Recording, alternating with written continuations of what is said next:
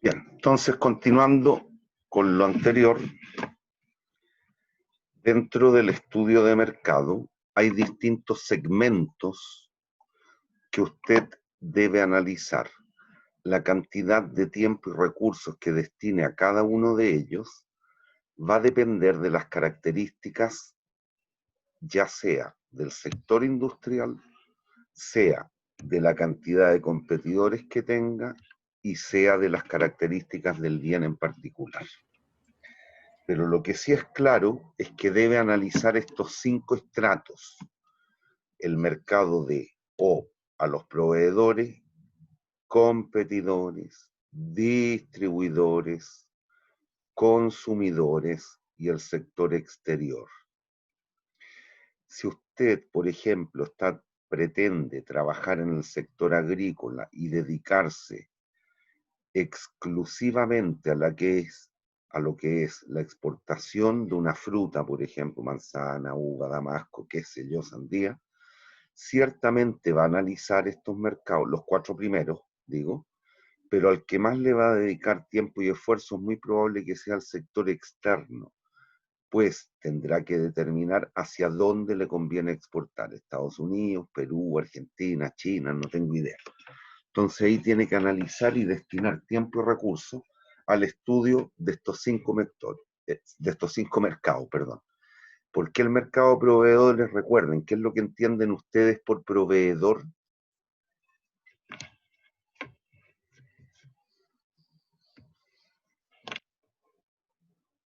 Niños, ¿qué entienden ustedes? Eh, Aquel que nos entrega materias primas o insumos para que nosotros podamos operar. Correcto. ¿Por qué los competidores?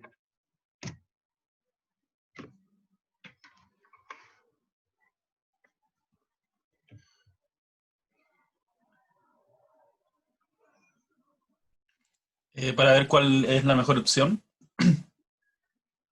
¿Y en qué tipo de sector industrial tú vas a participar? Puede ser un mercado competitivo, un mercado monopólico, hay un oligopsonio, y dependiendo de eso, es la posibilidad que tú vas a tener de tarificar. Recuerden, en un mercado competitivo, usted terminaría siendo tomador de precios, mientras que en un mercado monopólico, por ejemplo, u oligopólico, mediante su decisión de producción, usted puede afectar la cantidad.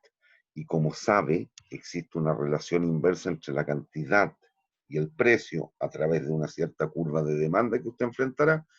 Eso le puede permitir tarificar de alguna manera. Por lo tanto, es importante. Tiene que ver contra quiénes va a competir, qué es lo que va a tratar de hacer usted, cuál va a ser su estrategia comercial, etcétera. ¿Qué entienden por los distribuidores?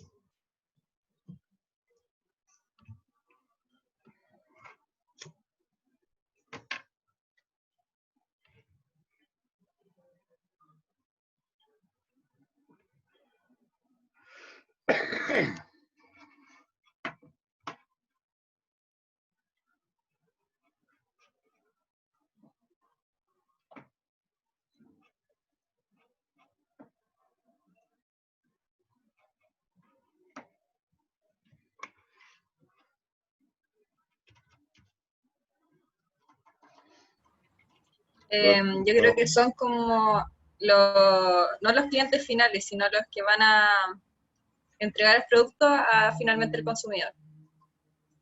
Correcto, es decir, cómo van a ustedes a colocar el producto dentro de los grandes o de los centros consumidores. Efectivamente, en el fondo ahí tienen que analizar cuáles van a ser los canales de distribución. Van a distribuir mediante un tercero, se van a dedicar ustedes a la venta y la apertura de locales de atención al público, si es que es un bien o un servicio, ¿cómo lo van a hacer? Todo eso lo tiene que analizar. Y también es importante, que está vinculado con los proveedores, que determine todo lo que tiene que ver con los canales de distribución desde sus proveedores hacia la empresa.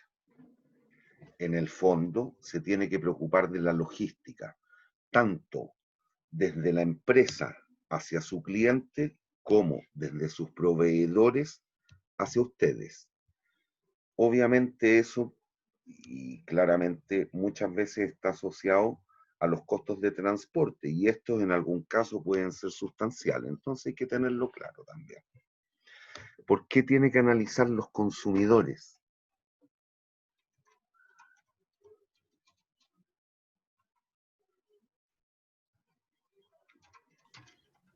Puede ser para ver si es rentable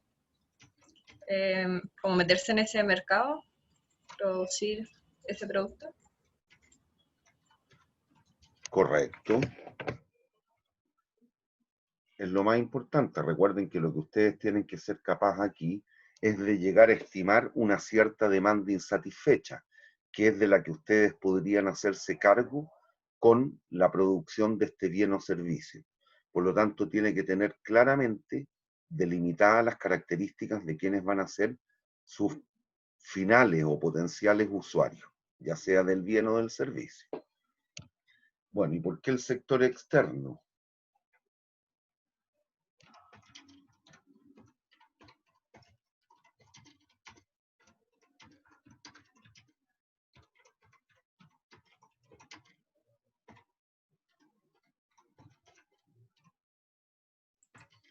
Para analizar la competencia que uno puede tener con el mercado.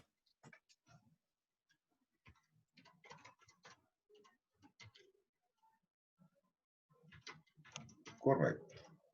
Si tú estás dentro de tu proceso productivo, por ejemplo, al margen del ejemplo que di hace un ratito, dedicarnos a la exportación, pero si estás empleando un recurso que no se produce en Chile, una parte de una pieza, si estás empleando una parte de una pieza que no se produce en Chile, entonces obviamente tienes que analizar el mercado externo, y que mucho tiene que ver con los proveedores también, con la particularidad que puede que no estén ubicados aquí en Chile, sino que en China.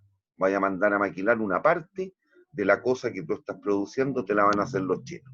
Entonces ahí pasa a ser importante también el análisis del sector externo.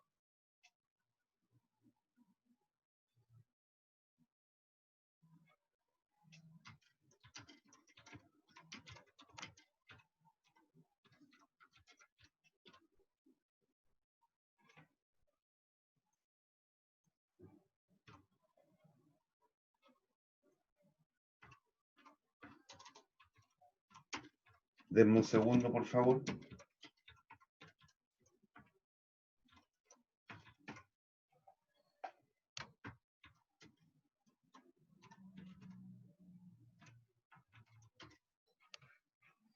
Denme un segundito.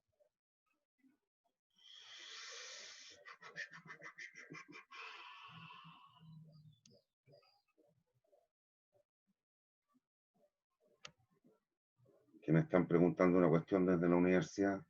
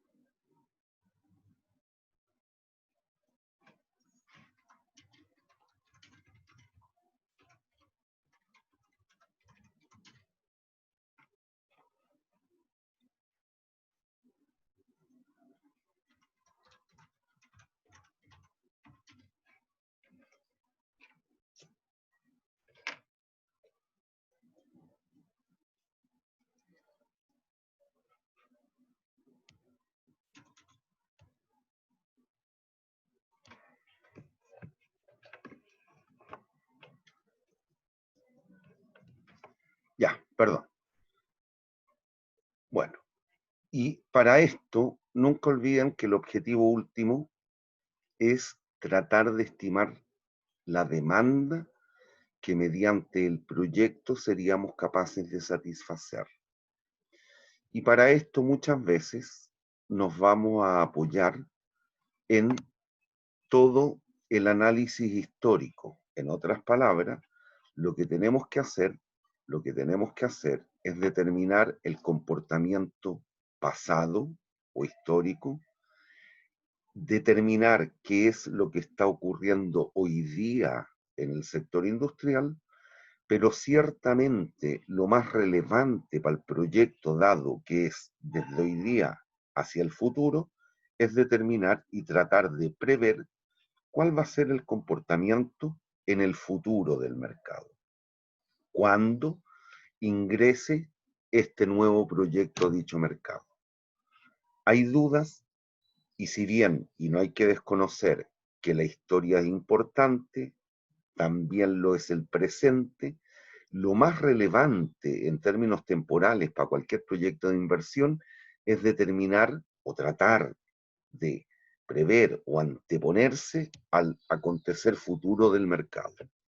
¿Hay dudas? ¿Hay dudas? No, profe. Ya. Entonces,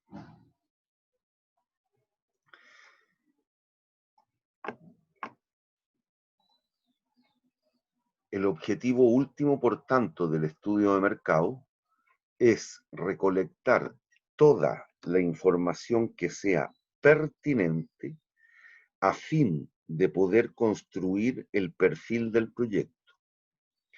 Y si se recuerdan qué es lo que era el perfil del proyecto, es la disposición temporal de los ingresos y costos imputables al proyecto.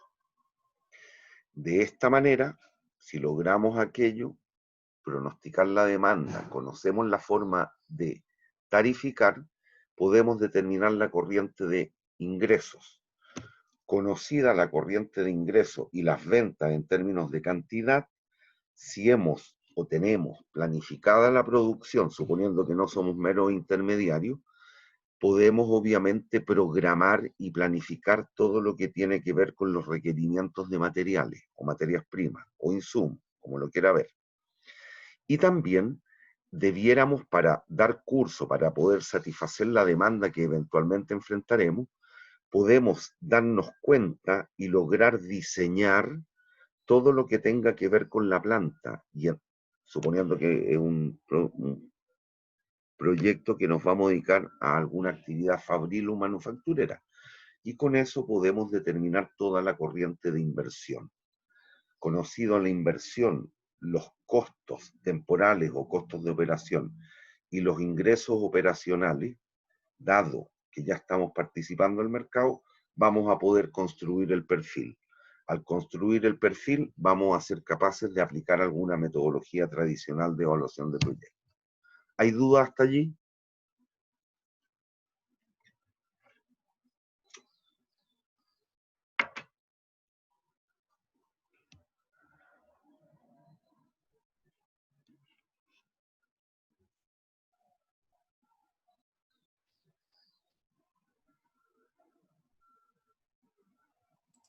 Por acá no.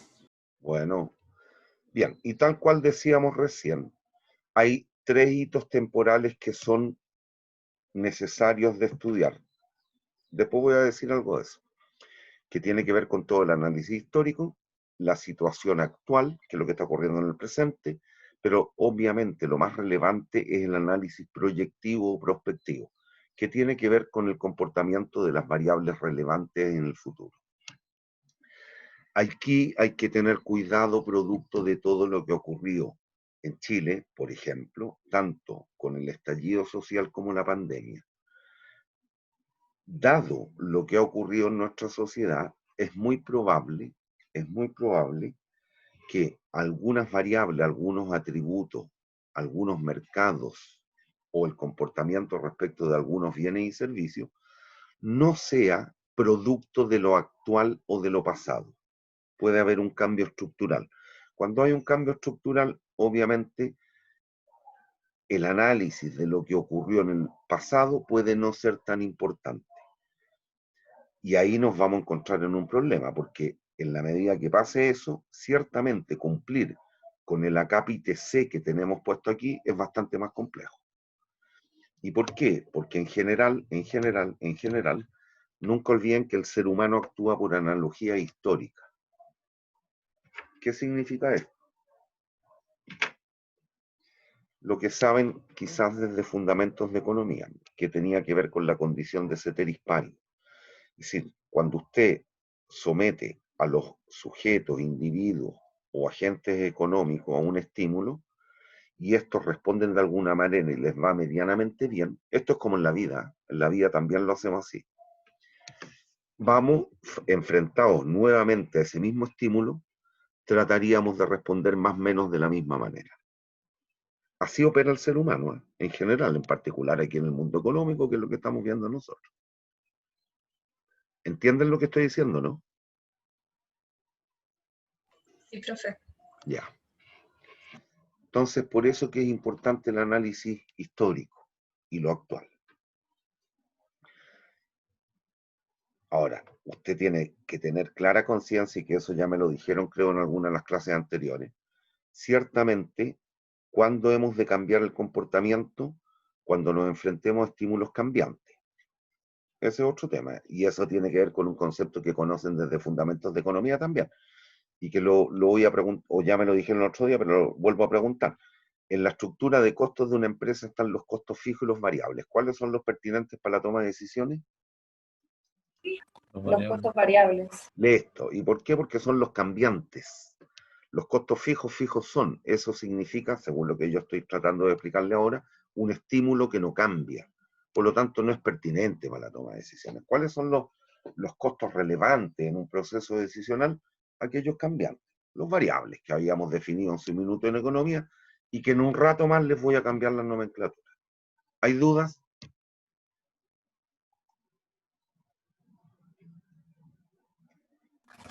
No, profe. Ya, lean ese último parrafito, que ya lo hemos dicho más de una vez, pero no importa.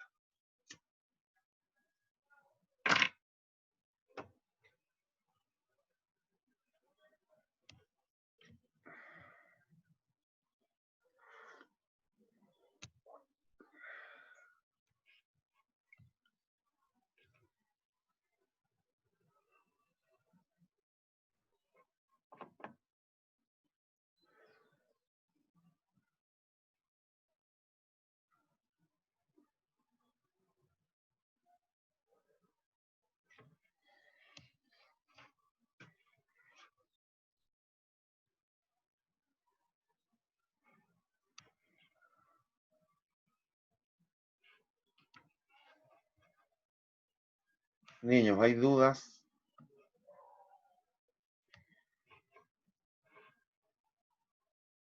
Bien.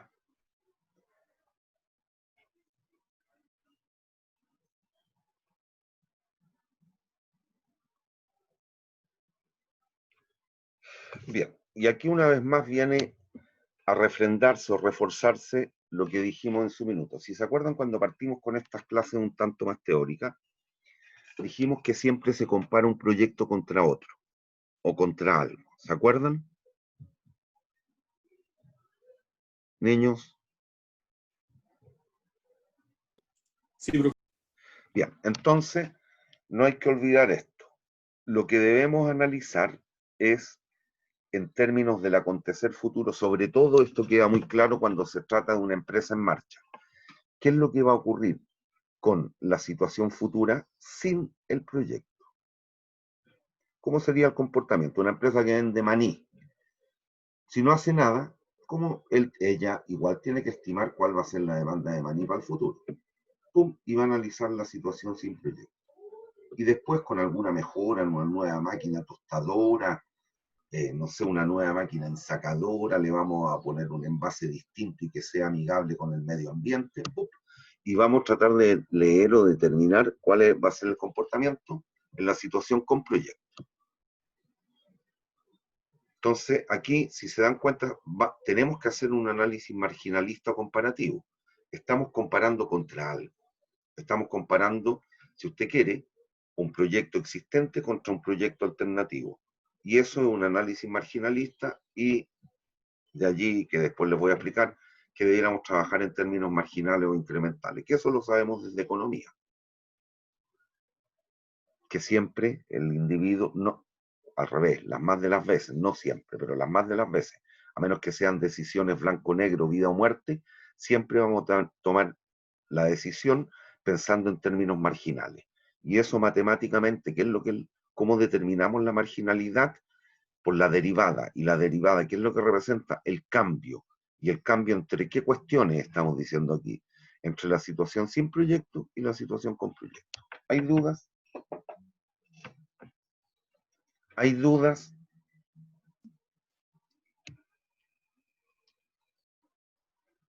Niños, ¿hay dudas? No, profe. Bien, aquí se tiene que apoyar, obviamente, para la definición de la estrategia comercial, que es lo que eventualmente le va a permitir cumplir con los flujos que está estimando, con los ingresos, con los costos, en el fondo con el perfil. Usted tiene que adoptar una serie de condiciones y se tiene que fijar en algunos atributos que son cruciales o más relevantes. ¿Y cuál es la idea aquí? Ideal, y en el mundo del comercio electrónico, cada vez nos acercamos más a una cuestión que vamos a mencionar ahora, y que tiene que ver con el conocimiento cabal del consumidor. Muchas veces en la web, o algunas veces les tiene que haber pasado que dado las páginas por las cuales ustedes han navegado, les empieza a caer información de repente respecto de bienes o servicios similares a los que en algún momento buscaron en la web. Si usted se mete zapatos, le va a aparecer Mercado Libre, Falabella, qué sé yo, y usted empieza a mapear distintos zapatos. Al tiempito después es muy probable que le caiga en su correo o en alguna de las redes sociales información sobre zapatos. Hay liquidación en Dafiti, por decir algo. Y eso es de zapatos. Entonces, ahí lo que se está logrando es tratar de conocer a cabalidad al consumidor. Y para allá vamos con el mundo de la informática, y según las páginas que visitemos, se podría llegar eventualmente a definir estrategias para cada individuo en particular. Para bienes de característica masiva no tiene mucho sentido, pero para bienes especiales o que son personalizados sí puede tener mucho sentido. Pero eso dependerá de las características del proyecto también.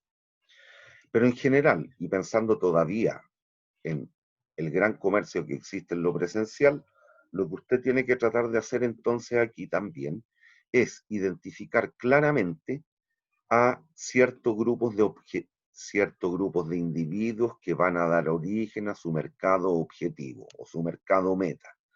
Y para esto nos vamos a apoyar en una de las herramientas del marketing, que no es otra cosa que el concepto de segmentación de mercado. ¿Y qué es lo que es una segmentación? Una asociación, una agregación, una agrupación por algún atributo que puede ser relevante para un grupo de consumidores. ¿Hay dudas?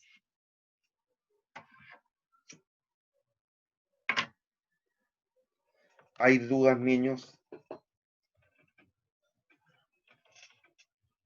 Niños, jóvenes, señoritas, ¿hay dudas? No, profe, todo claro. Profe, ¿Perdón? ninguna duda. Ya. Y aquí algunos atributos, vamos a hablar algunos atributos clásicos para lo que es la segmentación.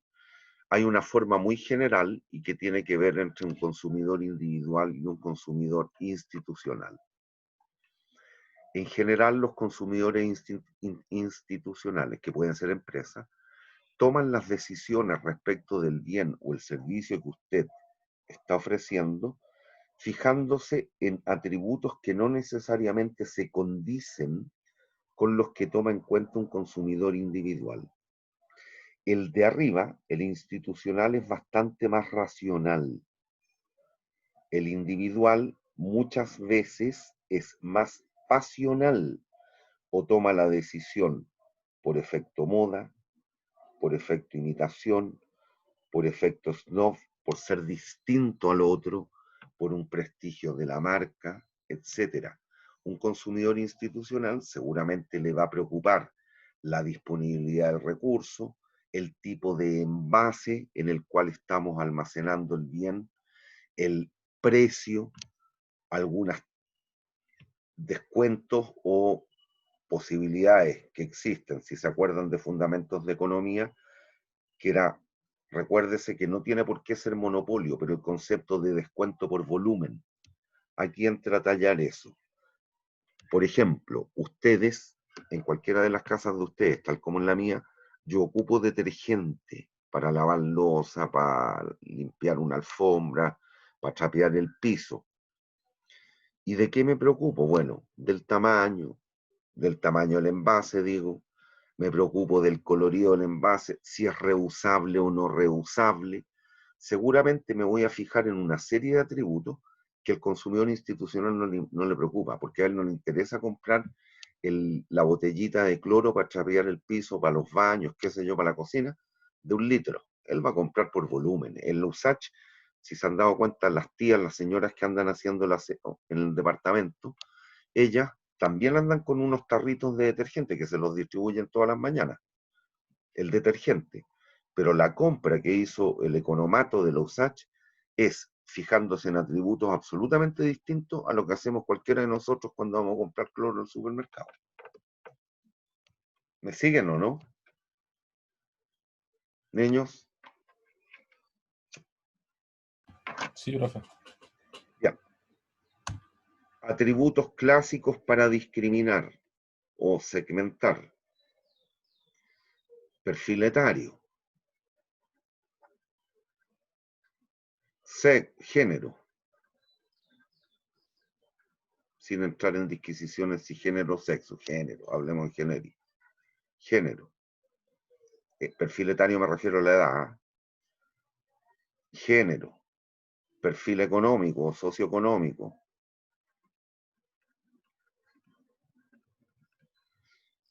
Perfil geográfico o área territorial o geográfica,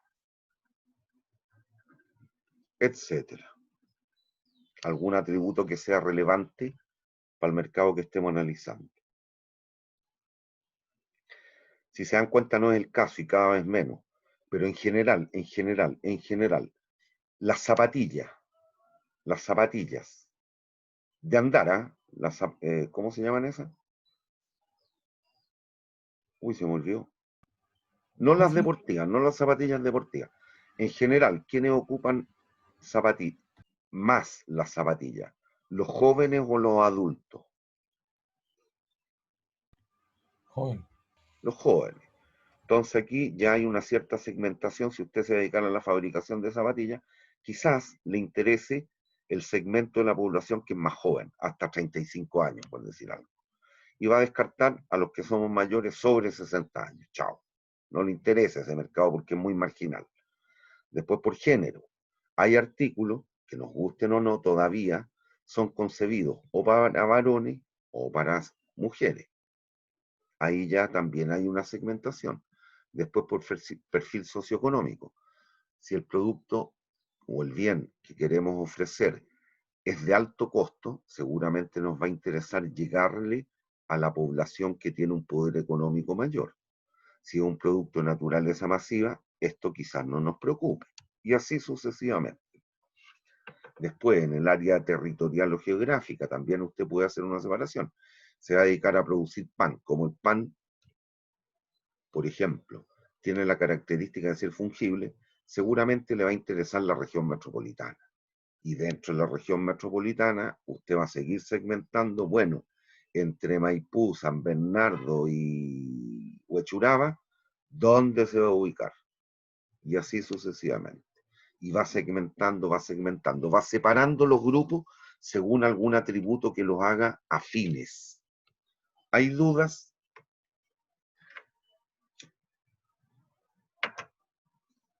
Niños, No, ¿hay profe. dudas?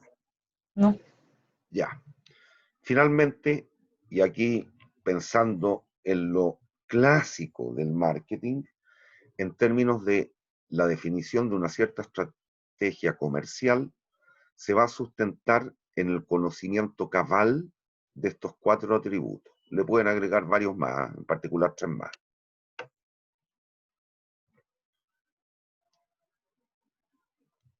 Personas, posicionamiento y proceso le puede agregar. Pero los clásicos del marketing son las 4P del marketing: producto, precio, promoción y plaza. El producto, usted tiene que tener súper claro todas las características de este. Todo lo que se le ocurra. Características. Desde el envase hasta el nombre. Todo lo que le venga en gana. Distintos tamaños de envase, distintos formatos, etc.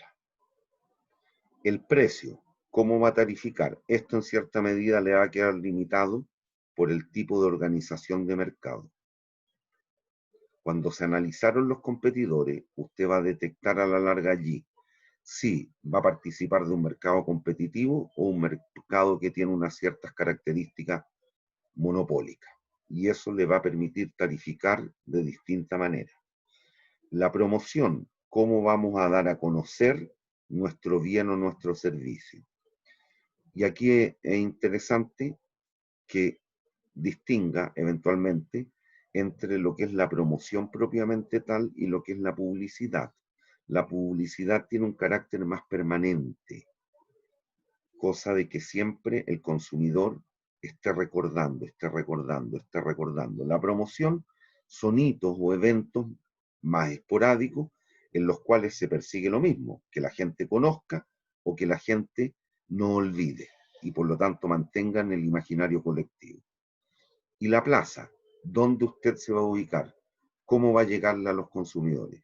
Lo que decíamos delante, esto en cierta medida puede, el caso de un local que nos vamos a dedicar a la venta del pan, va a quedar limitado también por esta segmentación geográfica, que es dónde y cómo vamos a hacer llegar el producto, muy relacionado con lo que vimos delante, la distribución, cómo vamos a hacer llegar el producto o el servicio, el bien o el servicio, a los distintos consumidores. Pero tiene que tener todo esto súper claro. Aquí en el producto, siempre doy los mismos 2 ejemplos porque son emblemáticos. Deben haber otros tantos que no me he encargado de investigar. Tuvimos 2 casos. Uno que fue un detergente y otro que fue un vehículo.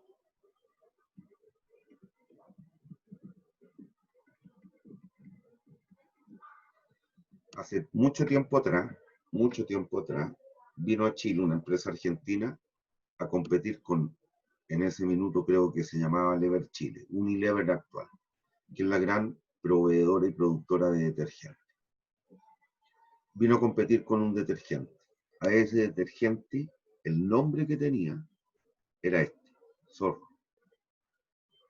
Estoy hablando de una época en la cual no existían los celulares, por lo tanto no existían los memes. Pero, obviamente, por nuestra idiosincrasia o indiosincrasia, producto de esto se hicieron y habían infinidad de tallas y chistes. Y siendo que el detergente era bueno y era competitivo en términos de precio, por la marca terminó por fenecer, desapareció. Le fue mal a la empresa. Y nunca más existió este detergente en Chile. En el caso de la Mitsubishi, tienen un modelo de vehículo, de automóvil, que acá en Chile tuvo que entrar con el nombre Sandero. En todas partes del mundo, ese modelo se llama Pajero. Imaginarán las detalles que existían con el nombre. Acá en Chile, por la idiosincrasia, no se podía entrar con ese nombre. Entonces hay que tener claro todo, todas las características del producto. ¿Hay dudas?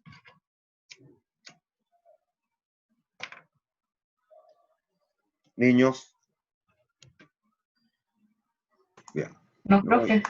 Seguimos.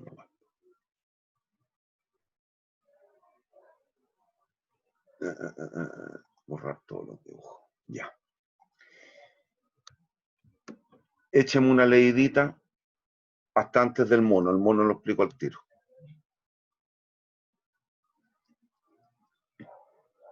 De repente les voy a pedir que lean alguna lámina, cosa que quede en la grabación. Si me la salto o me salto un texto, después si alguien tiene la mala ocurrencia de estudiar y le quiere echar una mirada a las clases, para que quede.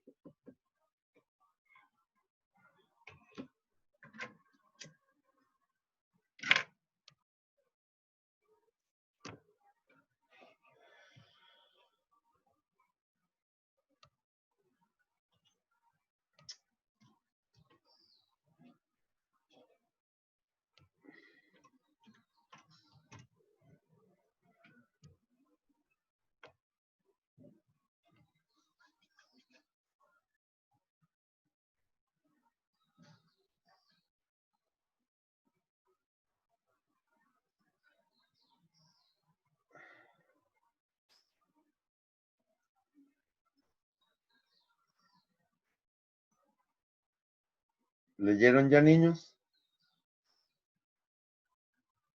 Sí, profe. Sí, profe. Ya. ¿Cuándo vieron por primera vez este mono? ¿Se acuerdan?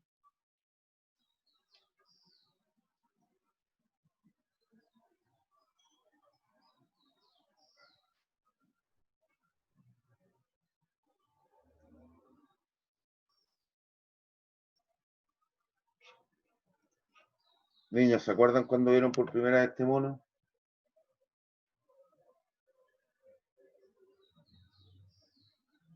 Profe, no Dígame. sé si estaré bien, la verdad, pero se me imagina como ese gráfico de a medida que aumenta la producción, esta va decreciendo y va bajando.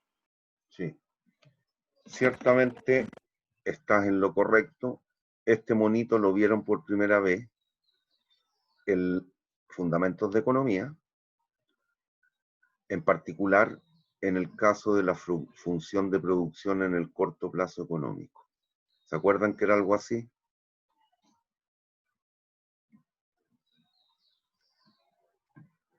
¿Se acuerdan? Sí. Recuerden, corto plazo, ¿qué significaba? Respecto a los insumos, habían insumos fijos, insumos variables. Aquí en el mono, recordatorio, estoy poniendo que el capital con una rayita arriba. Recuerde que en economía poníamos la rayita arriba para connotar la condición de ceteris paribus. ¿Se acuerdan? ¿Y qué significaba todo lo demás constante?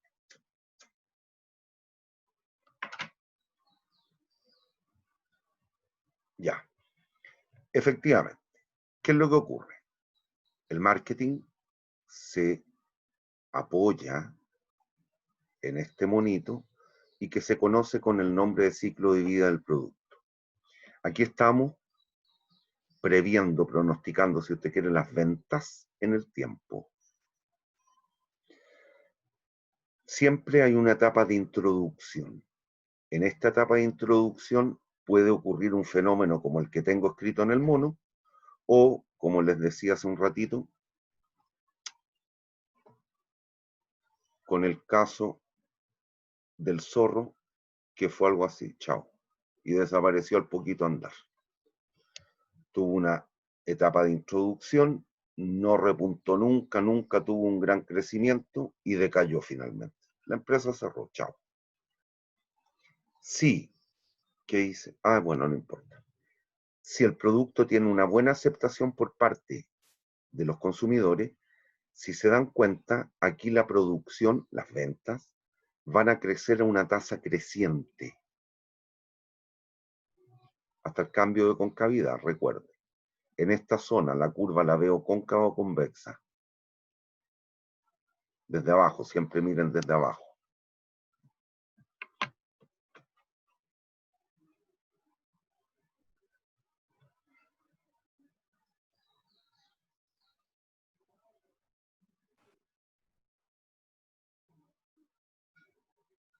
Niños, Convexa. Convexa. ya, y de la rayita que hice para el otro lado, acá. ¿Cómo Cóncavo. la ven?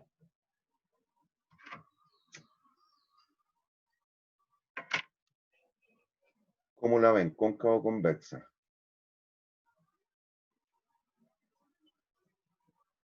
Cóncava, profe.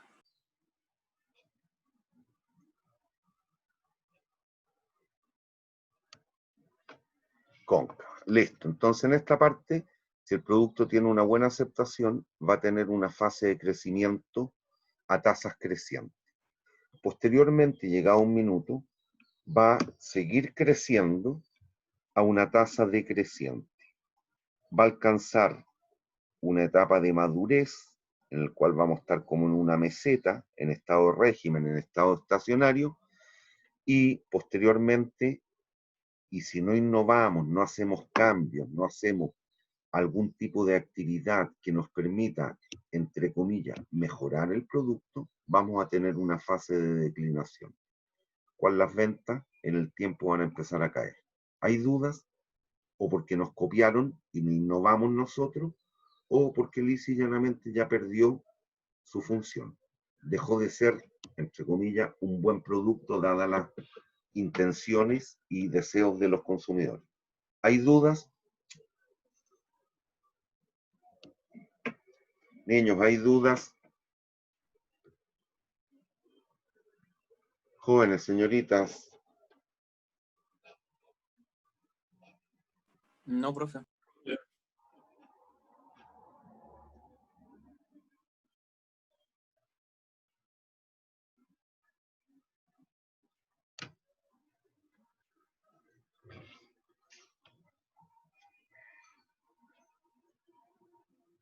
Ya. Entonces, cuando usted innova, si está en esta fase e innova, lo que hace es cambiar la escala de operación y vuelve a generar una curva de esa forma. Y así sucesivamente. ¿Qué es lo que ha ocurrido con muchos productos? Vean la Coca-Cola. Cada vez ha ido aperturando mercado y sigue creciendo. Y ahí innova, saca la light, saca la cero, saca la no sé cuantito, etc. La idea es permanecer en el mercado por muchísimo tiempo, ese es el objetivo. Ahora, ¿qué es lo que ocurre? Si aquí fuimos capaces de estimar las ventas en cantidad, por ejemplo, en cantidad, en unidades físicas, al conocer los precios y haber estimado los precios los cuales vamos a ser capaces de vender en el tiempo, vamos a poder construir los ingresos. Conocida la cantidad de ventas en UF, si somos productores de la cosa, vamos a poder determinar la cantidad de recursos que requerimos en cada uno de los distintos periodos.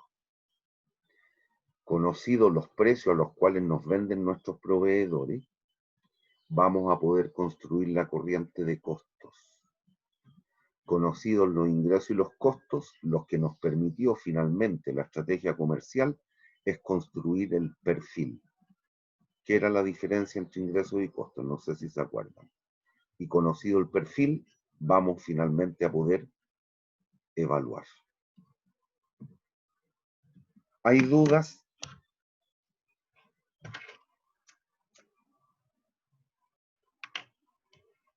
Niños, ¿hay dudas?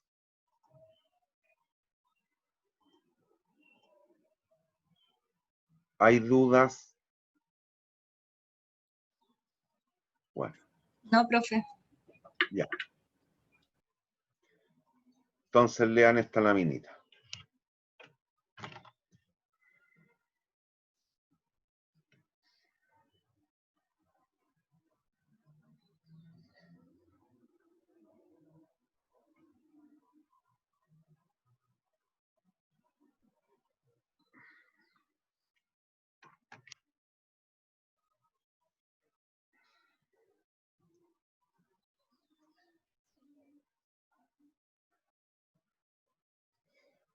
Creo que el otro día me dijeron que sí. ¿Han escuchado hablar de este tipo de análisis, no?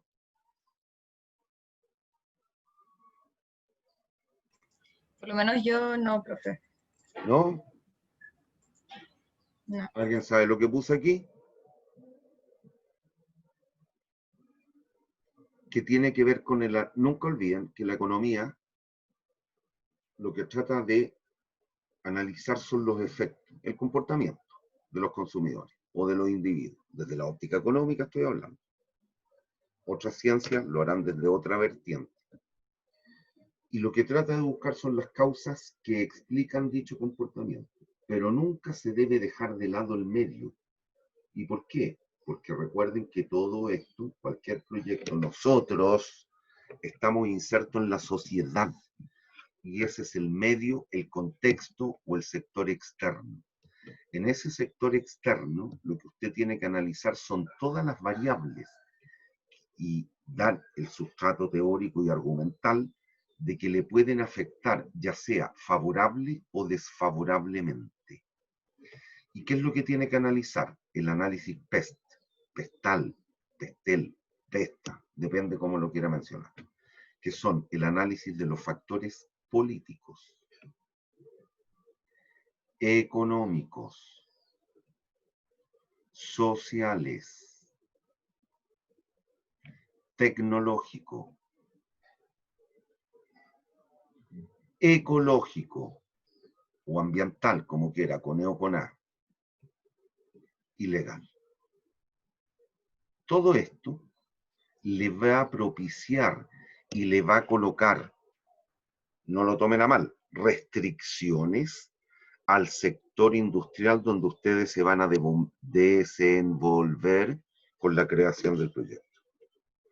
Pero hay que estar muy al tanto de todos los factores políticos, económicos, sociales, tecnológicos, ecológicos y legales. Hay dudas y tratar de determinar, bueno, cuál va a ser el impacto que cada uno de estos factores va a tener en el proyecto. Por ejemplo, ustedes hoy día, que tiene que ver con el factor localización, pero no importa, veámoslo en términos sociales. Producto de lo que ocurre en las cercanías o proximidades de Plaza Italia, ¿se instalarían con un restaurante en Plaza Italia? No. ¿Por qué? Por todo el fenómeno social que estamos viviendo. ¿Y por qué? Porque de repente hay manifestaciones, hay marchas en ese sector, y en los sectores adyacentes, y lamentablemente nos faltan los desadaptados que después de la manifestación, que en teoría era pacífica, después comienzan a hacer desmanes. Entonces hay que tener claro todo el tipo de factor que puede estar impactando, o para bien o para mal, al proyecto. Pero es todo el análisis del entorno o del contexto, el análisis del medio.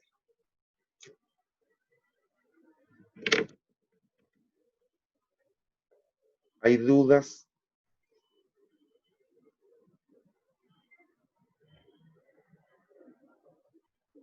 No, profe, está claro. Ya. Y entonces, guácale, no puedo mover. Ah, perdón, ya. ¿Hay dudas?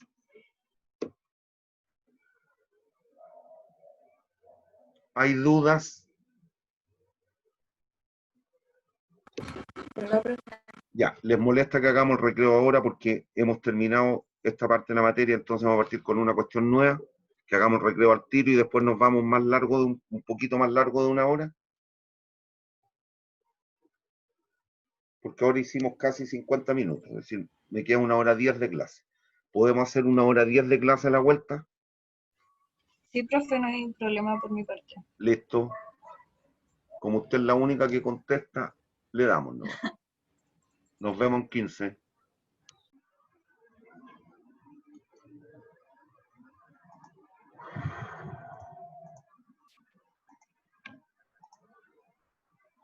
Por favor, lean este ejemplo y luego me indican si lo entiendo.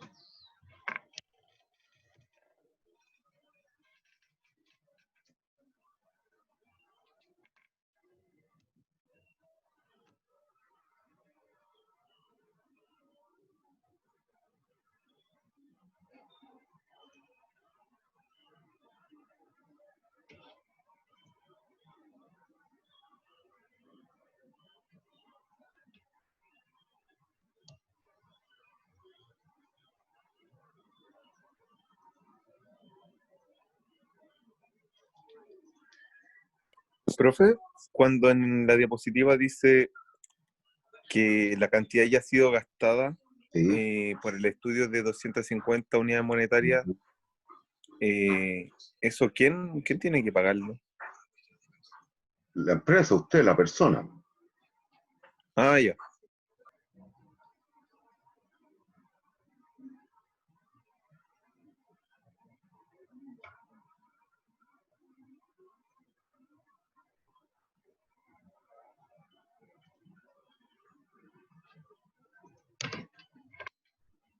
Ya lo leyeron,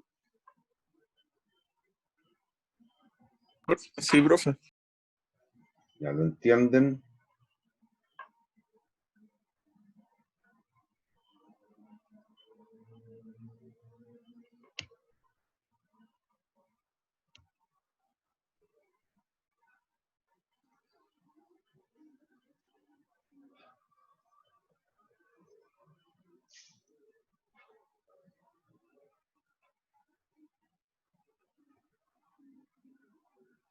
Niños,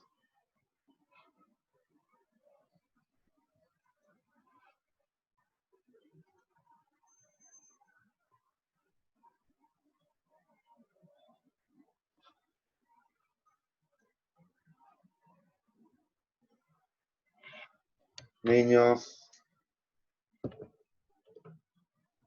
Sí, profe.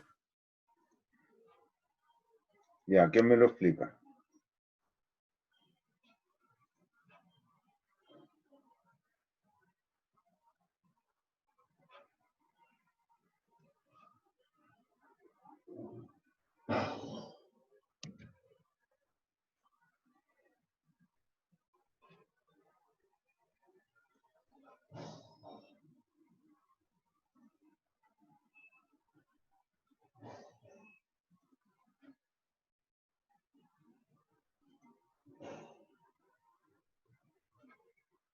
Gracias.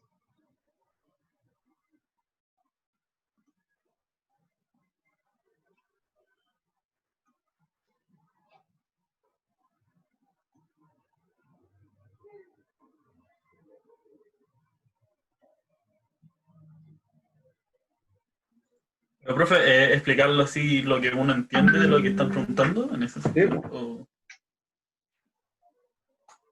O sea, lo que. Ay, espera, es que está pasando esto.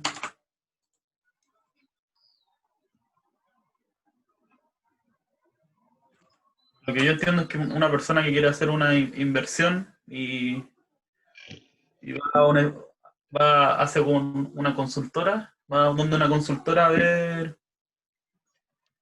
cuántos serían los gastos para hacer esta construcción. Eso, básicamente. Listo.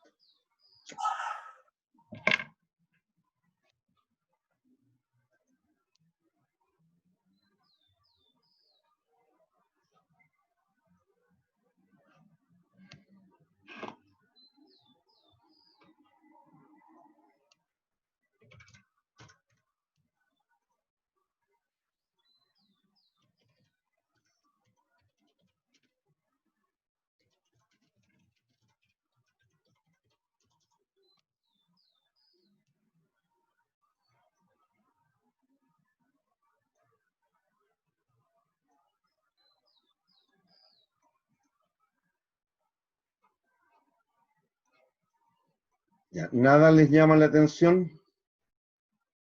Que podría ser que no se hable como de la rentabilidad que tiene el proyecto o de cuánto va a ganar por invertir en el proyecto. No te das cuenta, pero sí se dice. Ya, miren. Bueno, esta misma información la voy a llevar a una tabla, para que tengamos todo en uno, ¿ya? Y sí les voy a pedir que en la lámina que viene memorice la primera pregunta.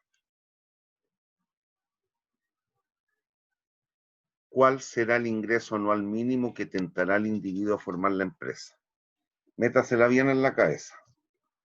¿Cuál será el ingreso anual mínimo que tentará al individuo a formar la empresa?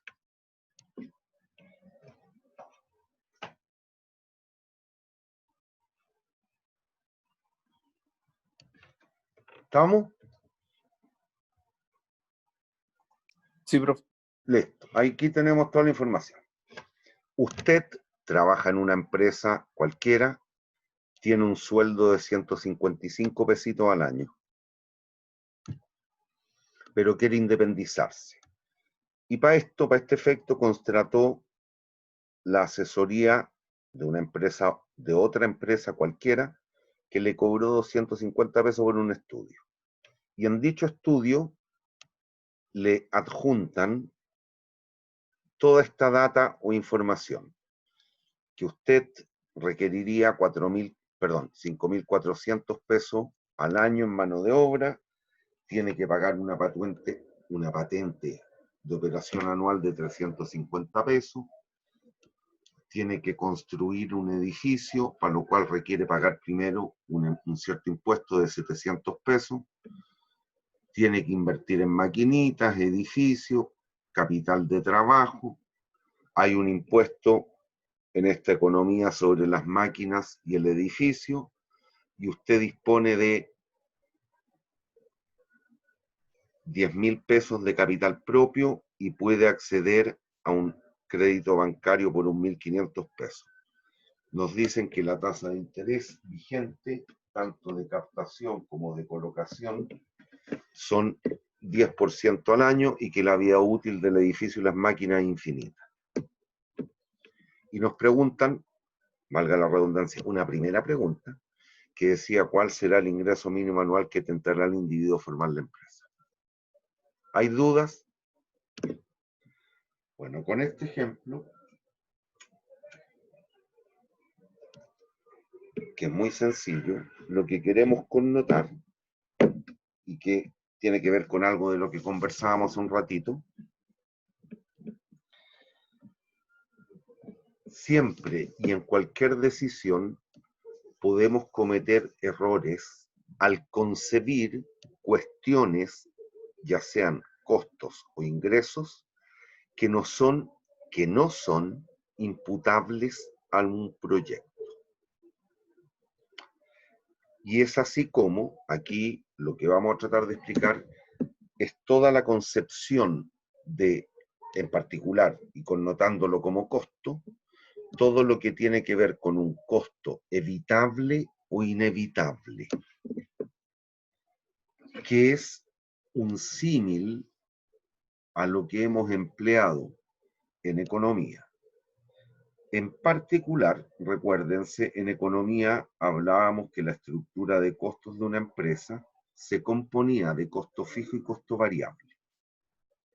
¿Cuáles eran los relevantes para la toma de decisiones? Los variables. Estos. Bueno, en estricto rigor, de lo que siempre debiésemos hablar es de estos conceptos, evitables, inevitables. Pero si hacemos el correlato y la ligazón con los conceptos que hemos ocupado en economía, diremos que aquello que es inevitable hace las veces de un fijo y lo evitable de un variable. ¿Y por qué? Si entienden la concepción, algo que es inevitable va a ocurrir o no.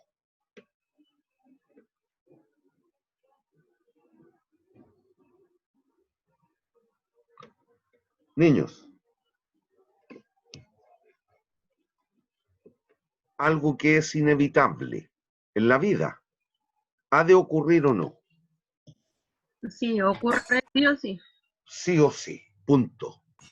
Da lo mismo lo que hagamos, esa cosa va a pasar. Si es un hecho cierto, sin entrar en cuestiones filosóficas y religiosas, es un hecho que yo me he de morir, punto. Eso es una cuestión absolutamente inevitable. ¿Me siguen? Va a pasar. Independiente de qué es lo que yo haga, va a pasar. Y está por otra parte la concepción de lo que es evitable. Lo que es evitable queda sujeto, queda supeditado a la decisión que usted tome. Si usted se quedó encerradito en la casa y no recibió gente tampoco, por ejemplo, se contagió de COVID,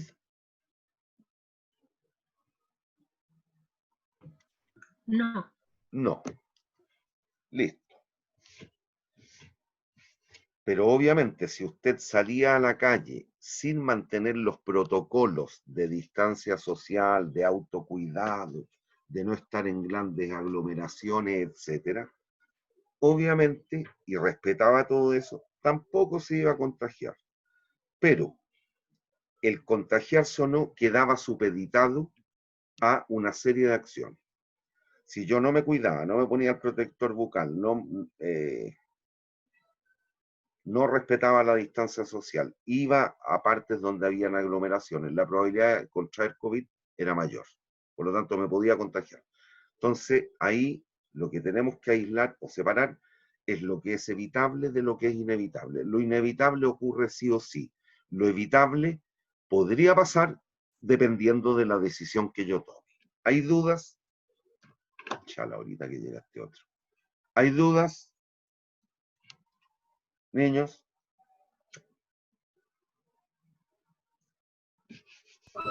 No, profe. ¿Perdón? ¿Qué me dijo la niña? No, con respecto a eso, lo inevitable. No te escucho nada, no entiendo nada. Me retumba mucho tu micrófono. No, profe, le decía que había quedado claro el Ah, concepto de inevitable como fijo y evitable como variable. ya. Listo. Entonces eso es lo que vamos a tratar de discernir aquí mediante alguna cosita. Bien. Independiente de que no es relevante, pero usted como ingeniero sabe que, y han tenido varios ramos a ese respecto,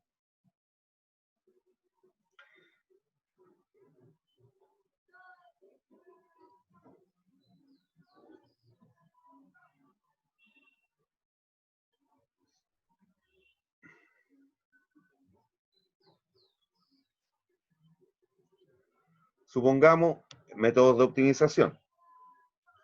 Supongamos estamos resolviendo un PPL,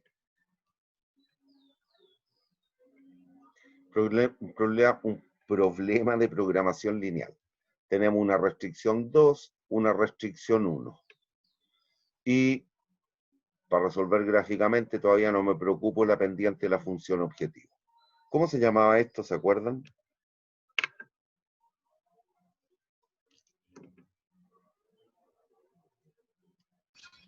¿Área factible? ¿Cómo? ¿El área factible? Espacio de soluciones factibles. Espacio de soluciones factibles. ¿Y qué es lo que hacía usted? Mediante algún algoritmo trazaba la pendiente de la función objetivo aquí, m de z, la pendiente de z, como en un caso como este sí o sí tengo que estar maximizando, la desplazaban alejándose del origen y el último punto que tocaban, el último vértice, era el óptimo, supongamos es, listo. Y así es como actúa el ser humano. Dentro de sus posibilidades factibles, trata de encontrar la mejor según el objetivo perseguido. ¿Hay dudas? ¿Hay dudas? No, profe. Ya, en un caso como este era maximizar la utilidad, pero también usted recuerde, y ahí tiene que ver con el problema dual y todo lo que saben, y la interpretación económica del dual, los precios sombra, que eran los lambdas del modelo de Lagrange. Ya, pero todo eso lo saben y no vamos a mostrar en optimización, aun cuando me encanta.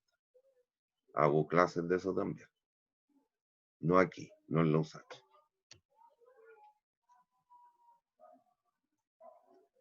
Entonces, lo primero que siempre debemos buscar es ver si este proyecto está dentro de las posibilidades factibles del individuo.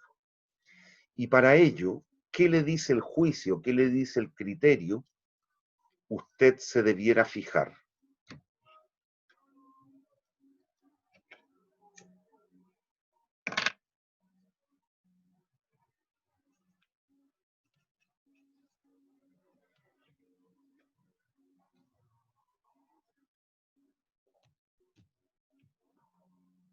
Lo escucho.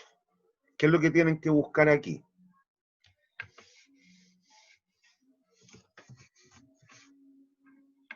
Si bien puede que todavía no lo tenga muy claro, aquí estamos hablando de un proyecto de inversión a la larga. Este es un proyecto. Por lo tanto, tiene que fijarse en todos los ítems que consideren inversión. De este listado que nos dio el informe de los asesores, ¿cuáles ítems yo puedo asociar o ver que están ligados al proceso de inversión? Lo escucho.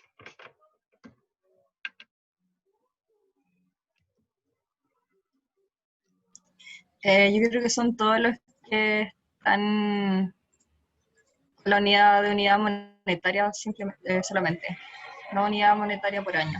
El permiso de construcción, ¿Ese me dices tú? sí, la inversión de maquinaria, edificio. Ya, y ojo. Y hay uno que no tienen por qué saber, quizás lo debieran saber por finanzas, pero este. Y aparece por año estrictamente porque se debe mantener todos los años, nada más que por eso. Pero tú inviertes, en este caso nos están diciendo que se invierte la primera vez 1.300 pesos o unidades monetarias y se mantiene ad eternum. ¿Por qué ad eternum? Porque la vida útil del proyecto, no tenemos cómo decodificarla de otra manera, la asociamos a la vida útil de los activos. Y la vida útil de los activos es, no sé si me quedó muy encachado el símbolo, pero ese símbolo, ¿qué es lo que es? Infinito.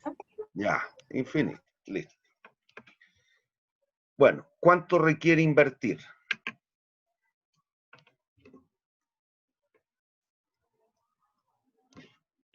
Uno de los ítems, si se acuerdan de finanzas, son los inventarios, uno de los ítems del capital de trabajo. En general, el capital de trabajo se compone por los activos más líquidos. Eso es efectivo, banco e inventario. Olvídense que hay inventario. Háganla fácil y piensen en efectivo y banco. Es la platita que debemos tener ex ante para poder operar y darle movimiento a la empresa.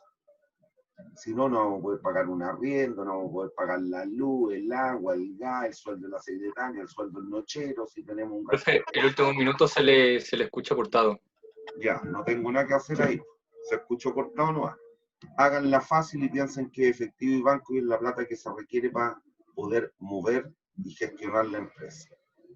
¿Cuánto requiere invertir?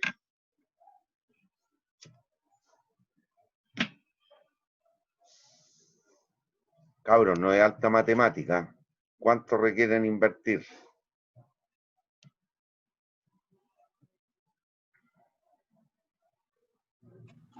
11.500. 11.500. Hay que ver si este proyecto es factible para este individuo. ¿Es factible? ¿Tiene cómo financiarlo?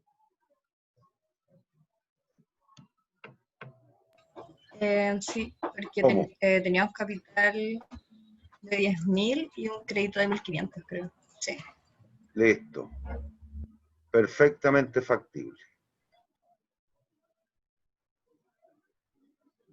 Bueno, entonces ahora respondan la pregunta. ¿Cuál es el ingreso mínimo que tentará el individuo a formar la empresa?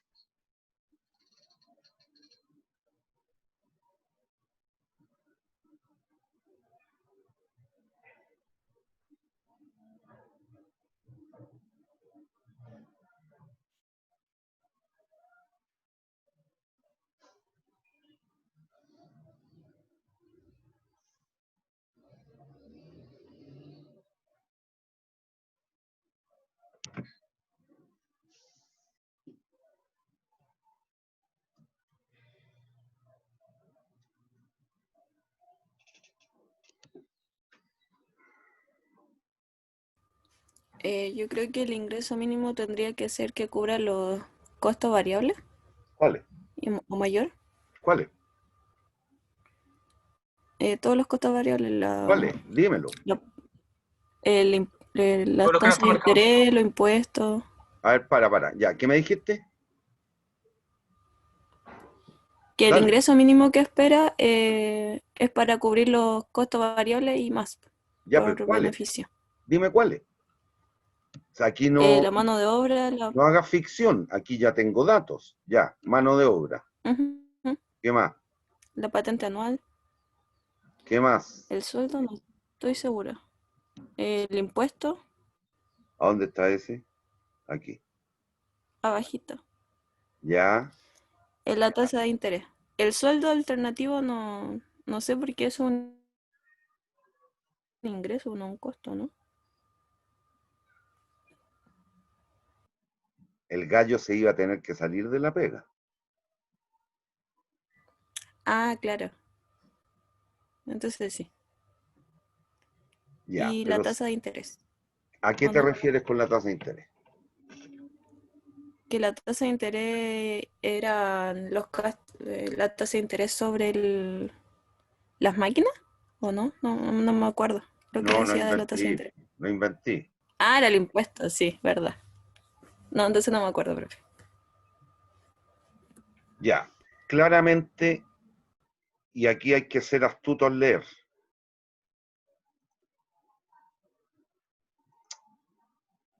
Ah, cuando nos preguntan esto, ¿cuál es el ingreso anual mínimo que tentará al individuo a formar la empresa? Cuando les hablan de ingreso anual, recuerden que todo proyecto de inversión pasa por 4 fases o etapas. ¿En qué fase o etapa está usted aquí? Cuando le preguntan por el ingreso mínimo anual o anual mínimo, como quiera. ¿Está en generación o análisis de la idea? Niños, ¿está en la fase No. o etapa? No. ¿Está en la etapa de ejecución, que es cuando realiza la inversión?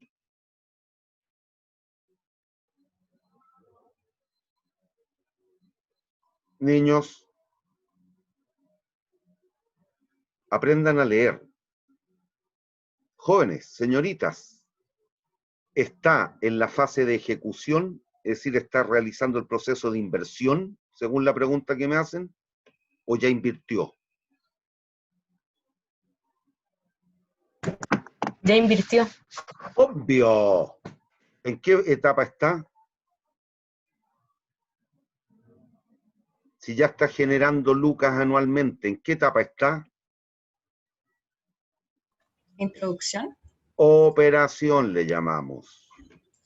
Generación o análisis de la idea, ejecución, operación, abandono. ¿En cuál fase está? Operación. Por lo tanto, ¿qué costos tiene que cumplir? Los de operación. ¿Me siguen o no? Jóvenes, Sí, profe. ya. Pero lo que me dices tú, no sé cuál de las dos niñas, porque parece que hay dos niñas que han hablado harto, y bien, una de las dos me metió, ahí tenían enredo con la tasa de interés, la tasa de interés, la tasa de interés. Obvio, eso hay que concebirlo, que es el costo de oportunidad del dinero. Entonces, hay dos tipos de costo de operación. Un costo fabril, propiamente tal, u operacional, que tiene que ver con la producción de la cosa que estamos haciendo, y el otro tiene que ver con el costo de oportunidad del dinero. Muy bien.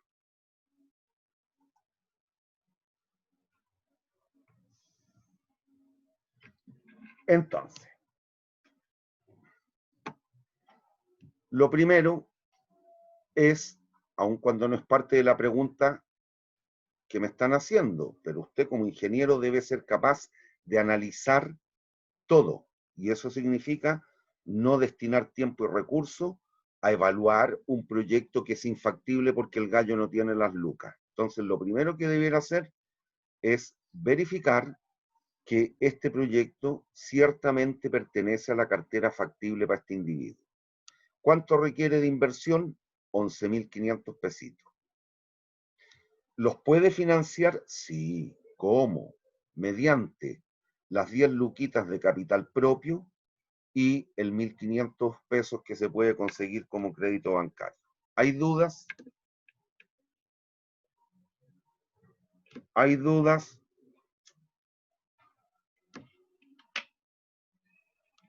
No, profe. Sí. Ya. ¿Y ahora qué es lo que ocurre? Como estamos, ¿cuál es el ingreso anual mínimo? Ingreso anual mínimo, operación significa eso. Está operando ya la empresa. Debo cubrir los costos de operación, incluido el costo de oportunidad del dinero. Los costos fabriles son los que bien me dijiste tú hace un ratito. Los 5.400 pesos de mano de obra, la patente, 350 pesos, el impuesto, que era el 1% sobre la máquina y el edificio. Máquina y edificio suman 9.500, el 1% 95. ¿Hay dudas? ¿Hay dudas? Niños, ¿hay dudas? No, profe. Ya, y el sueldo alternativo, ¿por qué? Porque si el gallo deja, o usted es la que se enfrenta a esta disyuntiva, si usted deja de trabajar en su pega actual, no puede decirle a su señora, a su hijo, a su pareja, mijito, hoy día no hay plata para comida porque renuncié y no tengo ni uno. Le va a exigir a este proyecto que obviamente le pague a lo menos lo mismo que le pagaban en su trabajo antiguo. ¿Me entiende o no? ¿Me entiende? Va a Sí, tener profe. que seguir pagando las cuentas, si tiene hijos va a tener Profe, que pagar el colegio del cabro chico, va a tener que pagar a la nana si es que se la cuida un rato, qué sé yo. Hay una serie de costos que usted tiene que seguir absorbiendo. Por lo tanto, a esta nueva propuesta de inversión, usted le va a exigir que a lo menos le remunere igual. Ahí están, 150 pesos. Por lo tanto, el costo fabril o manufacturero, 6.000 pesos.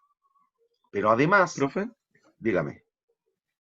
es que tenía una duda con el sueldo porque el sueldo no tenía una unidad temporal que indicara, porque yo pensaba que el sueldo era mensual, pues, entonces, No, no, no, si da lo mismo eso, asuma lo anual.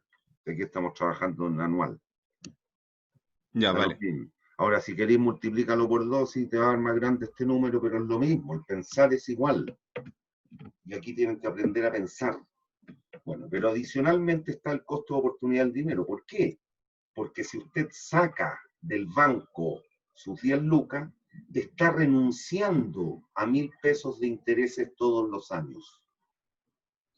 Y si usted solicitó el crédito para poder invertir, el banco le va a cobrar 150 pesos de interés al año. Y usted no tiene cómo pagarlo. Ya se gastó sus 10 lucas, lo que usted tenía de riqueza. Por lo tanto, le va a exigir al proyecto que además sea capaz de pagarle estos 1.150 pesos. Por lo tanto, ¿cuál es el ingreso mínimo anual? Los 6.000 fabriles más los 1.150, 7.150 pesos al año.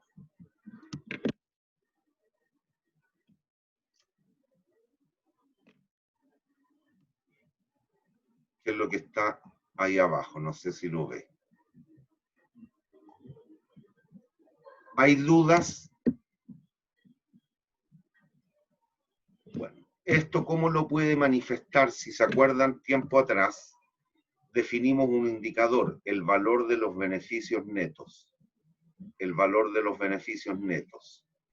¿Cómo lo puede manifestar de esta forma?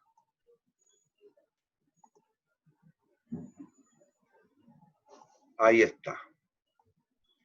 Como nos decían que la vida útil era infinito, significa que este proyecto tiene una vida útil infinita. Si así fuere, y como nada nos dicen en contrario, y son magnitudes constantes y uniformes de año en año, se trata del concepto de perpetuidad. Perpetuidad.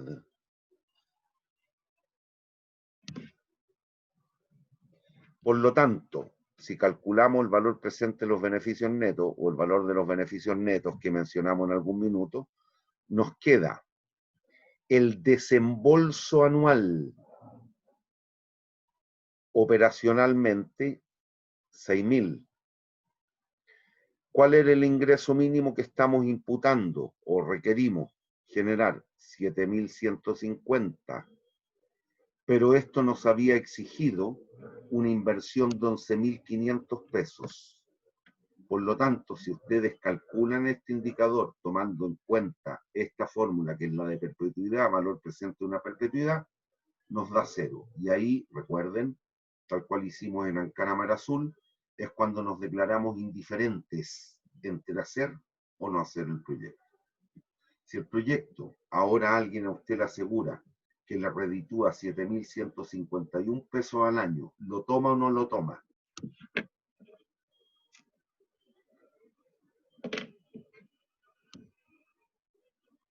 Niños, ¿lo toman o no lo toman?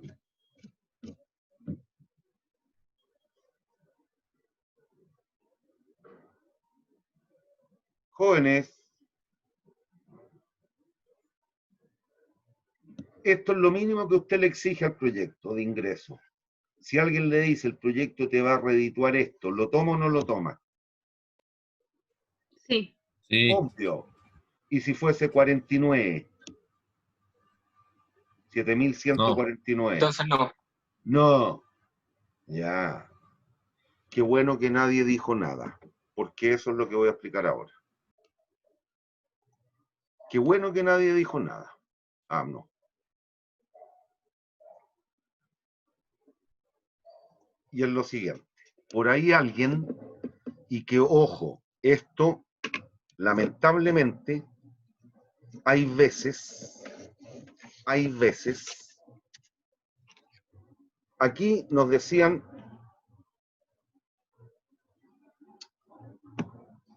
un costo de un estudio.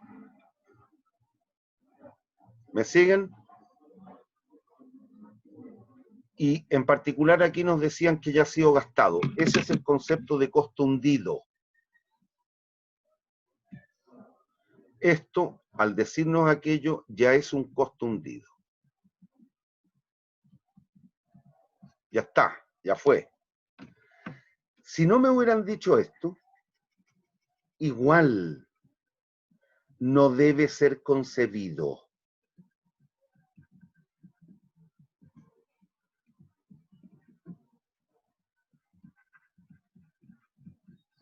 Imputado al proyecto.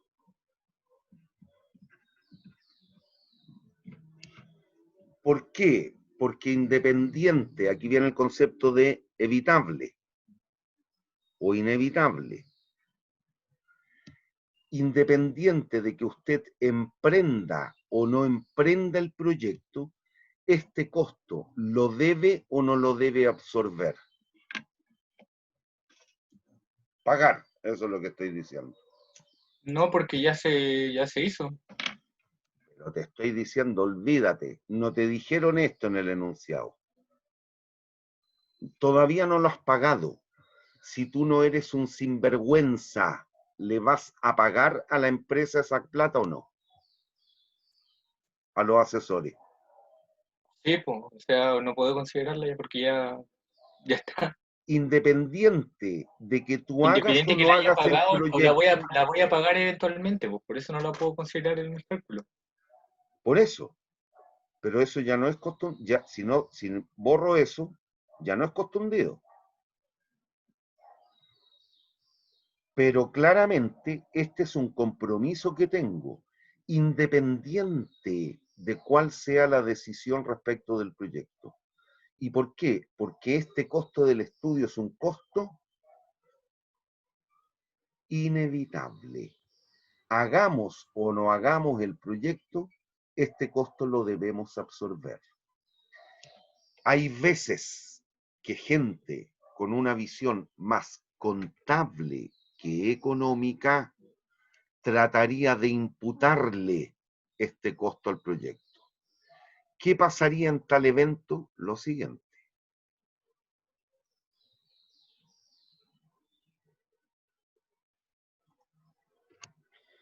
Con la misma lógica de cómo se trata de una perpetuidad, yo diría, bueno, y nunca olvidando esa expresión, 250 pesos, ¿qué es lo que hago? Bueno, voy a tratar de prorratear el costo del estudio durante la vida útil del proyecto.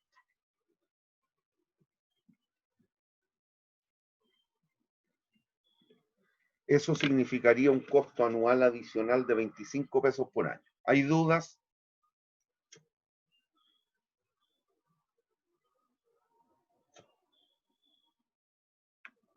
¿Hay dudas? Niños, ¿hay dudas?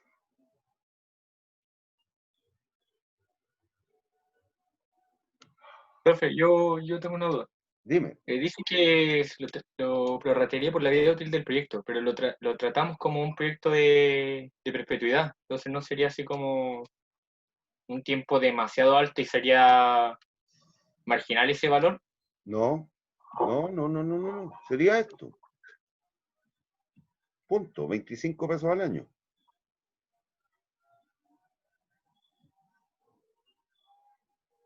No te engañes.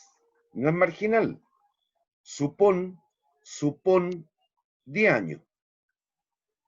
En 10 años, ¿cuánto llevaríais pagado del estudio? 250. Supón 20 años, 500. Supón 30 años, 750. Pagaste 3 veces el costo del estudio, no es marginal. Cuidado, cuidado. Lo que ocurre es la diferencia entre lo económico y lo contable, que aquí queda de manifiesto.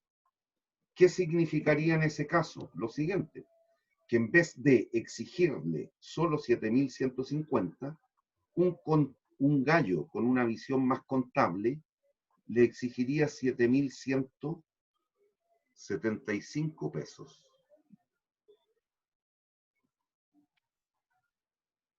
Y ahora yo les digo, alguien a ustedes les asegura, otra empresa, un amigo que es experto en esta industria, les dice, compadrito, este proyecto te va a redituar con toda certeza 7.160 pesos al año. Pero como usted está exigiendo eso, dado que imputó el costo del estudio, ¿emprendería o no el proyecto?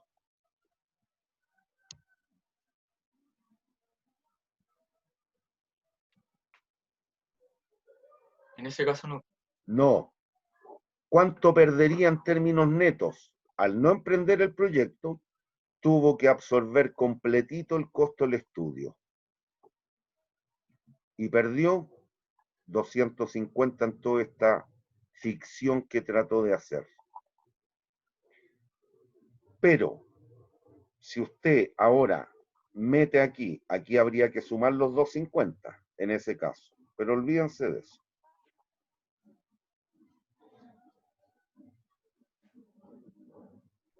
Recuerden, 7.150, 7.175 digo.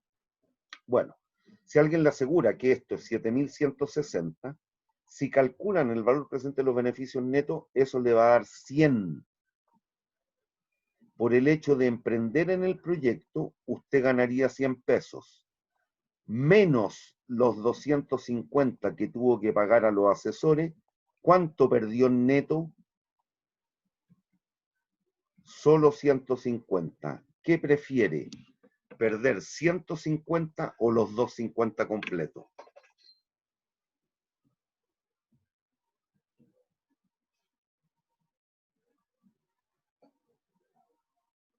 Niños, ¿qué prefieren?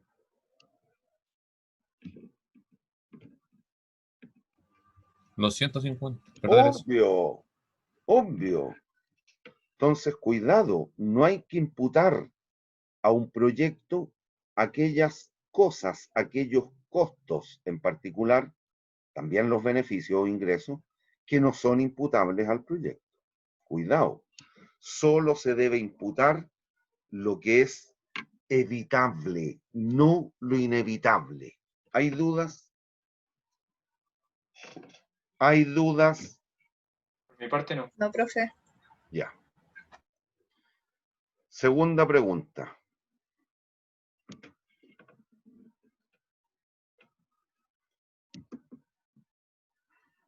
Lean la pregunta 2.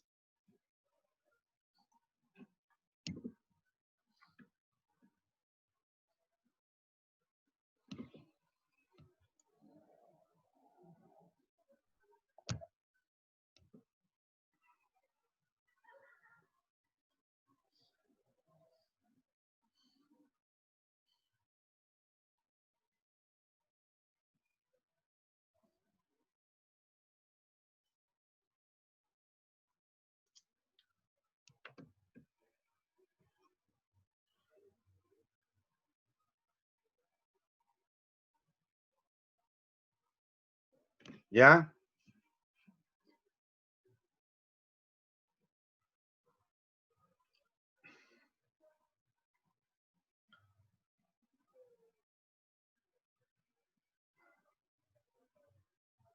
Bien.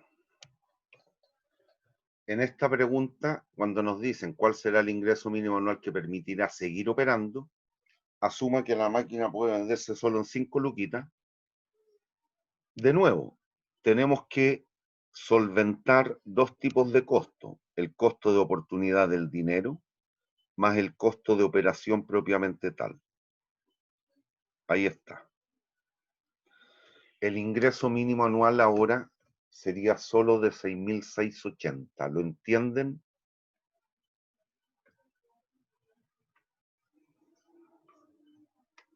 Lo que aparece entre paréntesis en las dos líneas con números es opcional, o el uno o el otro.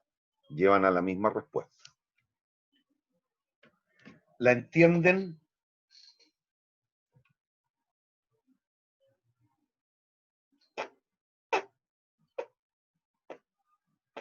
Que hay dos formas de explicarlo. Se llega a lo mismo, obviamente, porque la respuesta es única.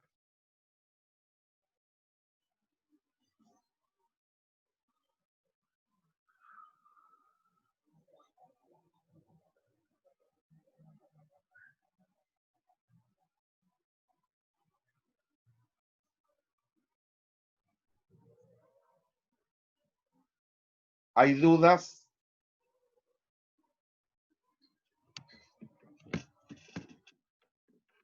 Lo puede ver de cualquiera de dos formas. U operando, U liquidando la inversión, abandonando. Va a llegar a lo mismo. Miren, solo para hacerla fácil, ¿con cuánto partió de capital propio usted puesto en este proyecto? 10.000. 10.000. Supongan que con nuestras 10 lucas pagamos los 700 pesos de permiso de construcción. ¿Cuánto me fue quedando de capital propio?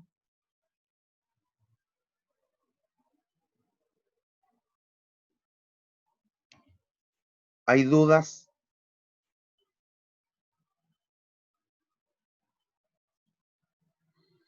Niños, ¿hay dudas?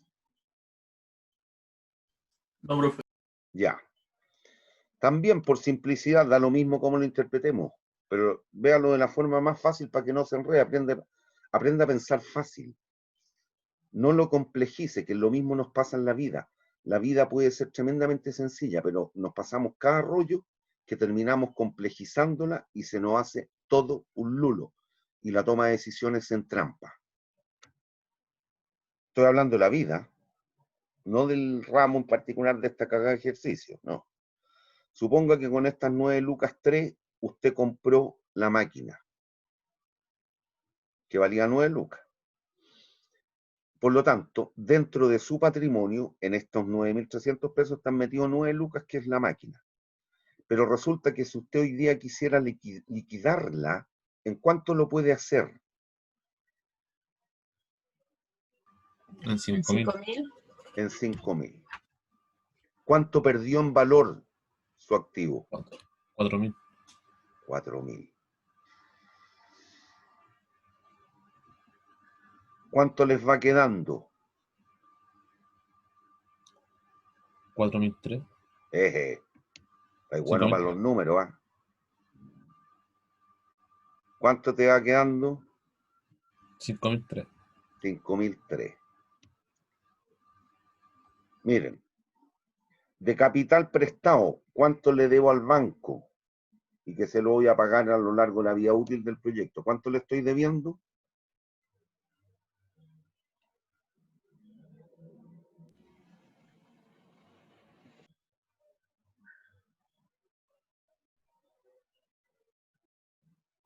Niños, ¿en cuánto me 1.500. endeudé? ¿Ah? 1.500. 1.500, ya, ahí están. Por lo tanto, si se dan cuenta, les van quedando. El costo fabril no cambia. La mano de obra, la patente, todo eso no cambia. Sigue siendo igual las 6 lucas. Pero ¿qué es lo que ocurre? En términos patrimoniales, le van quedando metidos en la empresa luca y media de capital prestado y 5.300 de capital propio. Y eso usted los puso en el proyecto porque al proyecto le está exigiendo lo mismo que paga el banco, el 10%. Por concepto de intereses, ¿cuánto le va a existir al capital invertido en el proyecto? 680 pesos. Más los 6.000 del costo manufacturero u operacional propiamente tal, 6.680. Otra forma de verlo. Liquido los activos. ¿En cuánto puedo vender la máquina hoy día? Las 6 lucas no van a cambiar. Aquí también habría que poner 6, por eso puse 6 o paréntesis. Cualquiera de estas dos. Si vende la máquina, ¿cuánto le puede sacar?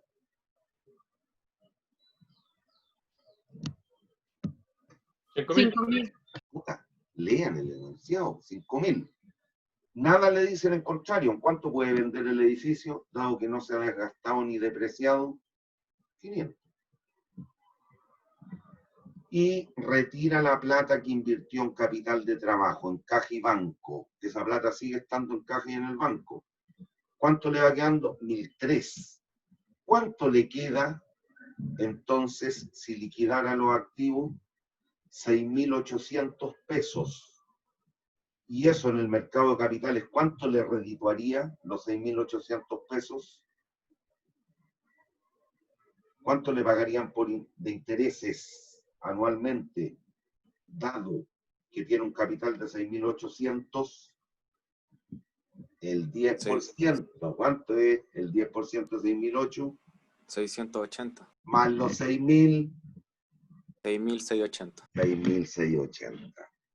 Que aquí uno tiende a confundirse. Usted, dada esta coyuntura, en términos patrimoniales, ¿se hizo más rico o más pobre?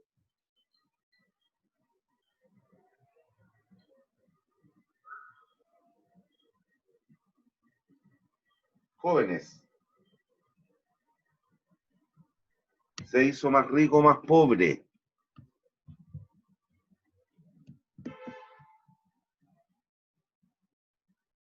Ay, cabros, por Dios, pues ayuden.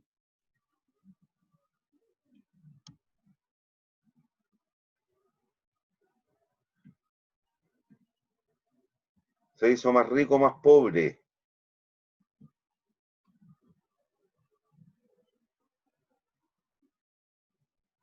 Jóvenes,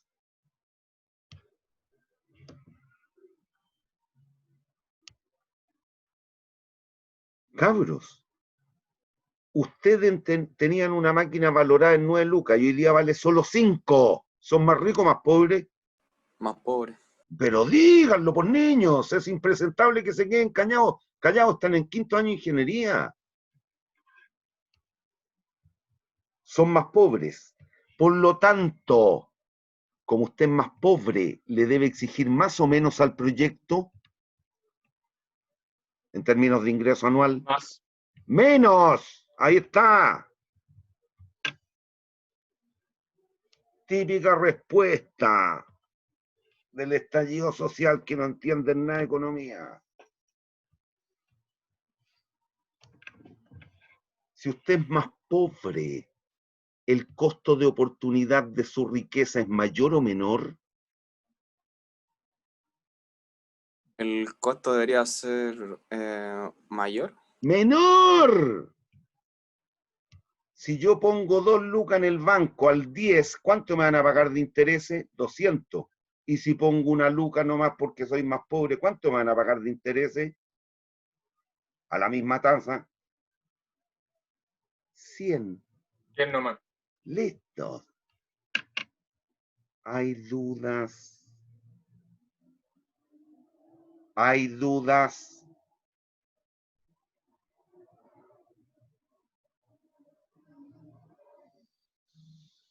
Jóvenes, hay dudas. No, profe. Ya. Cabros, concéntrense. Po.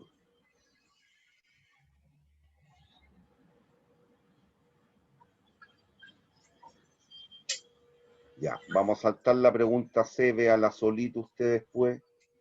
Ahí está. Vamos a dejar un instante para que después que el video me devuelva.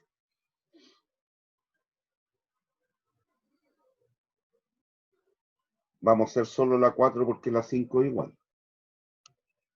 4. Suponiendo que existe una tasa de interés diferenciada para fomentar las inversiones, siendo esta del 6% anual para los créditos. Y nos piden responder la pregunta 1 en este caso. ¿Cuál será el ingreso mínimo anual que tentará el individuo a formar la empresa? Si se dan cuenta, en este caso, la única particularidad o diferencia respecto de la pregunta 1 es que cambia el costo de oportunidad del dinero. Pero cuidado, no del capital propio, sino que el del capital prestado. Ahora el crédito me sale más caro o más barato, dado que esta economía pretende fomentar las inversiones. Un fenómeno que estamos viviendo hoy día en Chile, en el mundo real. ¿Me va a salir más caro o más barato el crédito? Más barato.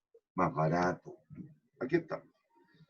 Las 6 lucas del costo fabril siguen existiendo. Los 5.400 pesos de mano de obra, los 350 pesos de la patente, los 95 pesos del impuesto por máquina y edificio, y el sueldo alternativo o costo de oportunidad de la remuneración de 155 pesos. Esas 6 lucas son impajaritables, no cambian. ¿Qué es lo que cambia? El costo de oportunidad del dinero. Cuando usted deriva las 10 lucas de capital propio al proyecto, a la tasa que está renunciando es la bancaria, que era el 10%. Por lo tanto, ¿cuánto le va a exigir al proyecto? Que le pague, le reditúe por concepto de intereses, dado que usted derivó los fondos al proyecto en vez del banco que le pagaba esto, le va a exigir 1.000 pesos de intereses al año. ¿Dónde venía la diferencia? Aquí, que el crédito ya no me van a cobrar a una tasa del 10%, sino que solo el 6%. Por lo tanto, los intereses que debo pagar de año en año por concepto del uso de ese crédito son solo 90 pesos. ¿Cuál es el costo de oportunidad del dinero? Por tanto, 1.090 pesos. ¿Cuál sería el ingreso mínimo anual? 7.090 pesos al año.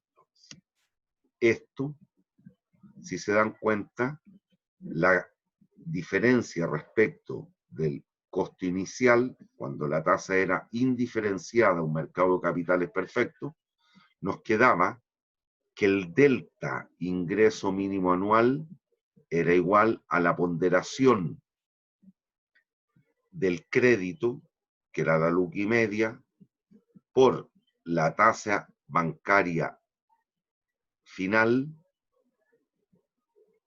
menos la tasa bancaria inicial para los créditos.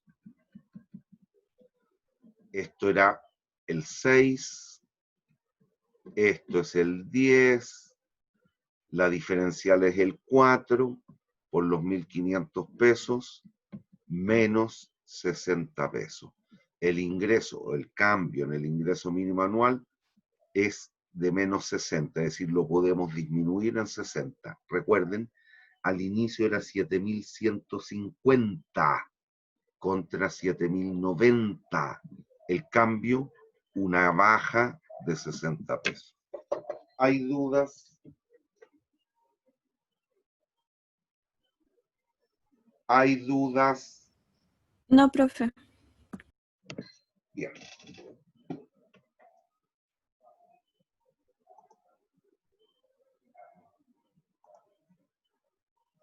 Ah, no alcanzo. Imposible. Ya. Nos vemos el miércoles si Dios quiere, niños.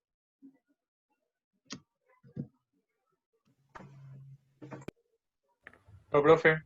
Chao, profe. Ah, profe, que esté bien. Gracias, profe. Chao.